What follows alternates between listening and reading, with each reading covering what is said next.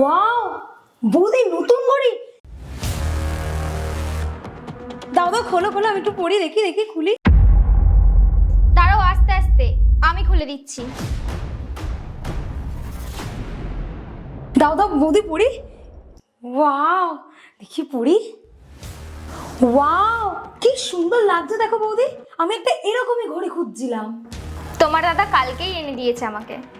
মা, আমাকে ঘড়িটা হেভি লাগছে না? দাদা বলছি, আমি এই ঘড়িটা নিচ্ছি। হ্যাঁ, এটা আমার ফেভারিট ব্র্যান্ডের ঘড়ি।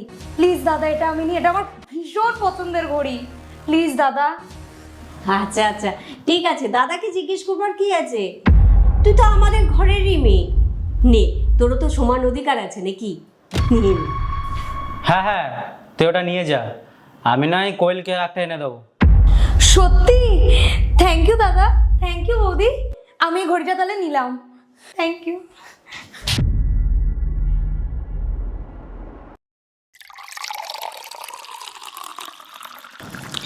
মা, আমি আসছি। ও, বেরোচ্ছিস? আয়, সাবধানে যাস, আর বাড়ি পৌঁছে একটা ফোন করে দিবি, কেমন? আরে কোথায় যাচ্ছিস তুই? ওই নিচে আমার বর দাঁড়িয়ে আছে, তো আমায় যেতে হবে। দেখেছো মা, কত বড় হয়ে গেছে তোমার মেয়ে। দাদার জন্য 2 মিনিট দাঁড়ানোর সময় নেই। হ্যাঁ, বর দাঁড়িয়ে আছে, যেতে হবে। বাবা রে, ওকে ছেড়ে দে, নিচে জামাই দাঁড়িয়ে রয়েছে। এই ব্যাগটা কোয়েলের না? কোয়েল? হ্যাঁ, ওর ভালো লেগেছে তাই কয়েকদিনের জন্য নিয়েছে আমার কাছ থেকে। কয়েকদিনের জন্য? এটা তো আমার খুব পছন্দ হয়েছে, আমি এটা সব সময়ের জন্য নিয়েছি। আরে ঠিক আছে ঠিক আছে, তুই ওটা রেখে দে, তোর দাদা তোর বৌদির জন্য আর একটা কিনে দেবে। আচ্ছা ঠিক আছে মা, তাহলে আমি ওকে নিচ পর্যন্ত ছেড়ে আসি।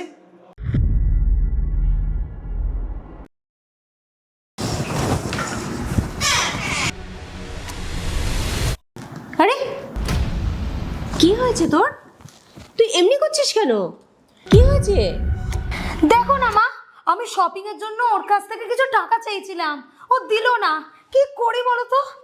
ওহো, এই জন্য মন খারাপ? ঠিক আছে, চল তোর দাদার কাছে চল, দেখবি 1 মিনিটের মধ্যে তোকে টাকা দিয়ে দেবে। আয়।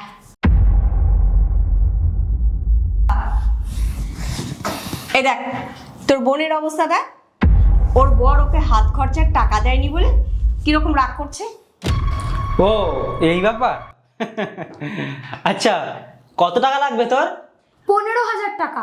15,000? দাঁড়া, তাই নে, এখানে 20,000 আছে, ঠিক আছে? মনের মতন শপিং কর, ধর। তাই? থ্যাংক ইউ দাদা। কি হলো, এবারে খুশি তো? খুব খুশি। দেখো না, হঠাৎ কিভাবে শরীর খারাপ হয়ে গেল। আর তোমার দাদাও এখন বিজনেসে লস খেয়েছে। তোমার দাদার কাছে যা সেভিং ছিল সব কর্মচারীদের দিয়ে সব টাকা পয়সা শেষ হয়ে গেছে। এখন আমাদের হাতে 1 টাকাও নেই। ডাক্তার বলেছে ওষুধে আর কোনো কাজ হবে না, এক্ষুনি অপারেশন করতে হবে। বলতেও আমাদের লজ্জা লাগছে। যদি তোমরা 5-6 লাখ টাকা দিয়ে সাহায্য করতে মাকে, তাহলে খুব ভালো হতো। 5-6 লাখ টাকা? এত টাকা আমরা কোথায় পাবো?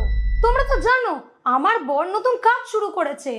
আর দাদা, তোমার তো বোঝা উচিত ছিল, তুমি তোমার বউয়ের পেছনে এত টাকা উড়িয়ে যাচ্ছ, দামি দামি ব্যাগ গাড়ি সব কিনে দিচ্ছ। তখন মনে হয়নি একবারও যে কিছু টাকা একটু রেখে দিই খারাপ সময়ের জন্য? এখন নির্লজ্জের মতো তুমি আমাদের থেকে টাকা চাইছো। আমরা কি টাকার গাছ পেতে বসেছি? আমাদের কাছে এত শত টাকা ফাঁকা নেই, আমরা দিতে পারবো না। তোমরা ভেবে নাও মায়ের চিকিৎসা কিভাবে করবে। কি কি বললে তুমি? না রে মা, আমরা আমরা তোকে এই জন্য ডাকিনি রে মা। আমার খুব তোকে দেখতে ইচ্ছে করছিল, তাই তোকে ডেকেছি। এবারে আয় মা, তোরা আয়। চলো চলো চলো। মারে, আমাকে ক্ষমা করে দিস মা, আমি তোকে কখনো মেয়ের মতো করে দেখিনি। আমি আমার নিজের মেয়েটাকে মাথায় করে রেখেছিলাম, আর আজ ও আমাকে এত অপমান করলো, আমাকে ক্ষমা করে দিস মা, আমাকে ক্ষমা করে দিস। না না মা, তুমি একদম কেঁদো না, তুমি একদম টেনশন করো না, আমি তো আছি। আমার বিয়ের যেই গয়নাগুলো আছে সেই গয়নাগুলো আমি বিক্রি করে তোমার চিকিৎসা করব মা।